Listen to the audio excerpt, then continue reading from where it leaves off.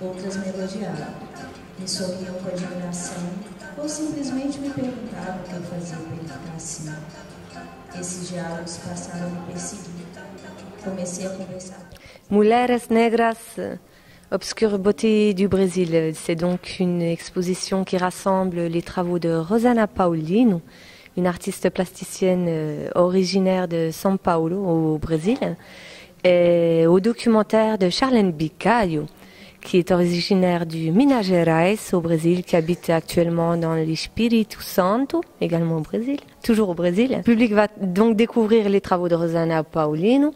Il va également découvrir le documentaire Raiz Forte, réalisé par Charlene Bicaio, qui est en fait un documentaire qui parle des cheveux crépus, qui part d'une constatation banale du quotidien, au travers du témoignage de femmes de 7 à 40 ans qui nous racontent leur quotidien, leur relation quotidienne avec leurs cheveux. À partir de ces constatations du quotidien, on en vient à parler de choses beaucoup plus profondes et plus graves.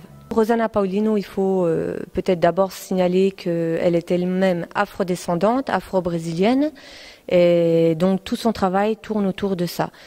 De la femme, d'une part, et plus particulièrement de la femme afrodescendante au Brésil, puisque c'était le but de l'exposition, de parler de la place, de mettre en lumière, on va dire, la place de la femme afrodescendante au sein de la société brésilienne et de valoriser son rôle au sein de cette société. Une société qui est, je le rappelle ou je le signale pour ceux qui ne le sauraient pas, qui reste très raciste, même s'il y a des avancées, des efforts qui ont été faits depuis 2003 avec le président Lula, des efforts pour contrer.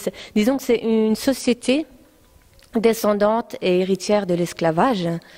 Il y a des choses qui sont ancrées dans les mœurs, dans les coutumes, dont la société brésilienne a beaucoup de mal à se défaire. Voilà. La population noire et métisse au Brésil reste largement au bas de l'échelle.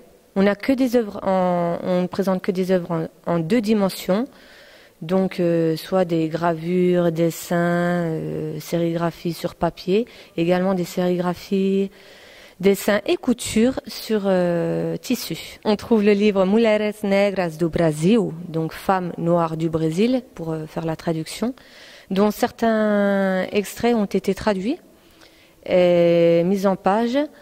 C'est certains extraits, on va dire, des clés pour soutenir le propos de ces deux artistes qui viendront aider le public à comprendre mieux la situation de la femme afrodescendante au Brésil aujourd'hui. D'hier à aujourd'hui plutôt. De l'esclavage, de leur arrivée sur le territoire brésilien au cours de l'esclavage jusqu'à aujourd'hui.